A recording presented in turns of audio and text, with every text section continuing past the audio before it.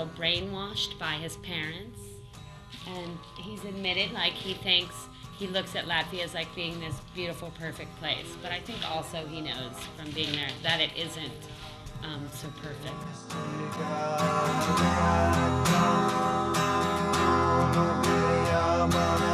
Cilvēks vismaz Amerikā domā, ka cik vien, ja tu esi latvietis, tad mums būs baigi labās attiecības, vai ne? Un tad nekas cits dzīvē nav vajadzīgs, cik vien, ja mēs esam latvieši. Un tā ir viena problēma, ko es domāju, kas notiekās ar amerikāņiem un ar Latvijas latviešiem, ka tas nav vienīgais, kas tur visu mūsu kopā. Mēs esam Mātītājs un Asim no Vašingtonas, DC. Kristaps Krēsliņš, Amerikas latvietis, kurš vienmēr centies būt citādāks. Es arī esmu gatavs iet vēlēt. Staigāsim. Viņu mēs satikām, braucot uz ASV prezidenta vēlēšanām. Kristaps sevi sauc par panku, vīru, tēvu, kroga īpašnieku un Latvijas patriotu. Traku patriotu, saka pats Kristaps. Šis ir viņa stāsts. Ja Bušs uzvarēs, tad momentāli mums jāvācās uz Latviju.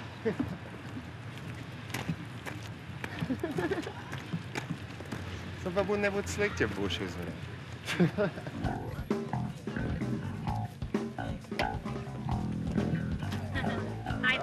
Tony Dominguez, one of the candidates for Council Mayor Large. City Council Large. Thank you, good luck.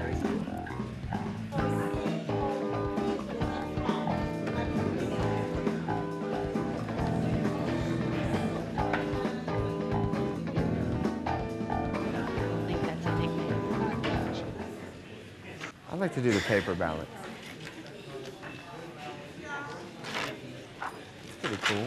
What's the choice? Paper or electronic? Ladies and gentlemen, the President of the United States and America's first family.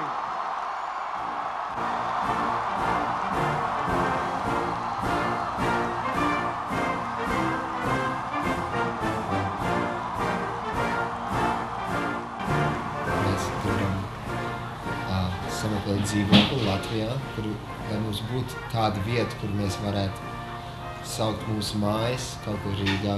Man vecāki iemācīja mīlēt šo zemi un šo tautu, ne kopš bērnības, bet es tur nekad nebiju bijis, kā man bija 18 gadi. Tas bija 1989. gadā. Kopš tā laika Latvijā būts 5 reizes. Visas no tām uz Latviju Kristapa aizvedusi mūzika.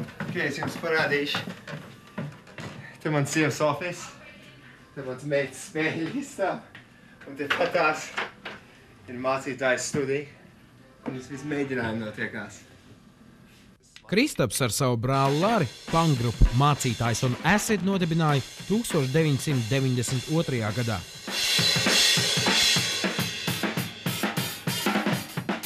Sākumā vienkārši gribējām šokēt, mēs gribējām stāstājis grupas, vai ne, ka mēs uzsākam to grupu, un bija baigi viegli teikt, mēs tikai dziedam latviešu valodā, mēs esam latviešu grupa, vai ne, un mēs ar to sācam, vai ne, bet tā lieta attīstījās, vai ne, teātris ienāca vairāk.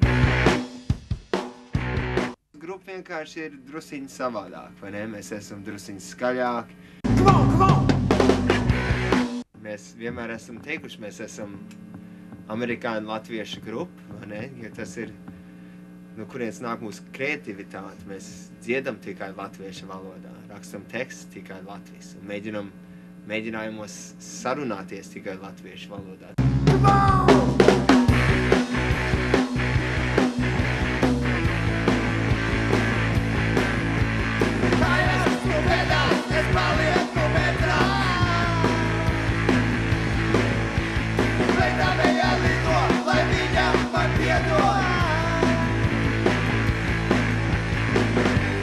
Šī grupa vienkārši nav vairs mūzika, šī arī ir mūsu viena no daudzām saitēm Latvijai.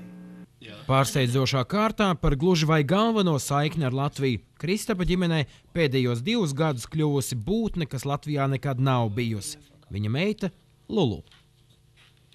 Es domāju, ka vienkārši viņai ir vairāk baigais frusts, ka viņa vēl nerunā. Bet es domāju, ka viņa abas valodas pavisam saprot, bet viņa vienkārši Bet kā vispār ir? Jūs katrs runājat ar viņu savā valodā, ja? Es gandrīz tikai latviski runāju, un man sieva runāja angliski, bet ko viņa māca latviski, viņa to arī mēģina ar viņas runāt. So you speak what Latvian you know whenever you are able to? Yes, I definitely try. In the long And run, Yari it will be Matas. better for her. She'll be, her brain will develop better and be much smarter and can just So- pick up more languages as well as an adult. I just think it's much better for her. My dad thinks it's great, and my siblings think it's great, but my mother hates it. Unfortunately, she said I was shitting on my heritage by choosing to incorporate Lulu into Latvian culture. And it made me angry, and I just have to say, how can you say that in this day and age? How can you think that being bilingual is a bad thing, and expanding your mind and educating yourself? How is that a bad thing? But my mother, I think, is less educated and much more typical American, I think, where traditional American, where she grew up in a society where all immigrants only spoke English because no one wanted to be different. So it's hard for her to understand me being an American wanting to have my child learn a second language. It's a culture that I married into, and I have to understand that, and she has to understand that. Es vienmēr gribēju apprecēt latvieti, vai ne? Bet, tu zini, mīlestībai nav valodas, nav krāsas, nav nekas, vai ne? Mīlestība ir tikai mīlestība, vai ne? Un tā mēs atradam viens otru, bet es esmu sajūsmā. Pat ja viņi nemācītos latviešu valodu, es būtu apmierināts ar viņu, vai ne? Bet viņai ne tikai latviešu valoda interesē, bet arī Latvija.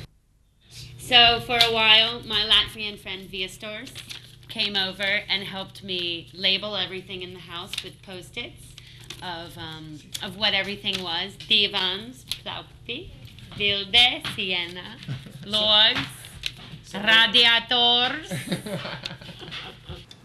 Katru nedēļas nogali viņi visi trīs brauc arī uz latviešu svētdienas skolu. Tur bērniem līdz 4 gadu vecumam ir sava grupa, ko visi sauc par zaķīšiem.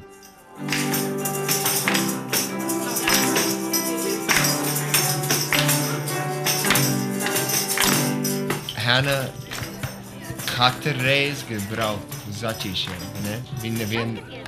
Viņa negrib, lai nevienu reizi es braucu viens, ne? Viņa vienmēr grib nākt līdzi, un es domāju, viņa arī daudz ko jāmācās. Šobrīd, kad meita izaugusi no zīdaiņa vecuma, Kristapam un Hannai ir reāls pamats runām par pārcelšanos uz Latviju. Sākotnēji vismaz uz pāris mēnešiem gadā. Ir grūti, vai ne, attiecības vienkārši tikai ar internetu un ar kādu telefonu zvanu, vai ne, uzturēt, vai ne?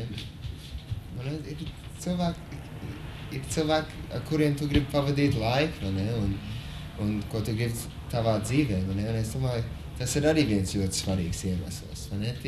Ir daudz un dažādi, nav nekas tieši sevišķi, ka mēs gribam kaut ko atrisināt, brauktams uz Latviju, vai ne? Mēs vienkārši gribam, es domāju, papildināt, varētu teikt, vai ne?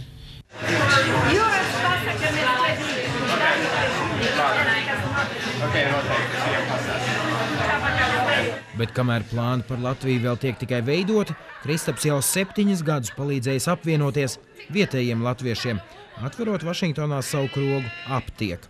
Tā tas nodēvēts par godu vectēvam, kurš savulaik Latvijā bijis ievērojams aptiekārs un Rūjienas pilsētas galva. Cilvēki domā, Kristaps, viņš Amerikā, viņam pieder krogs, viņš ir tik drausmīgi bagāts, vai ne? Jensens saka, mans bagātais onkuls Amerikā, vai ne? Bet, vai ne, tā vispār nav, vai ne? Es izstieku, vai ne? Un man iet labi, vai ne? Bet, vai ne, es nemazam neesmu bagāts, vai ne? Es vienkārši esmu parasti džeks.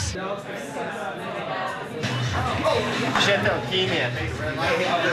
Šajā mazajā Latvijas saliņā Amerikas galvaspilsētā Kristapam skats uz Latviju nav rozā brillēm sekts.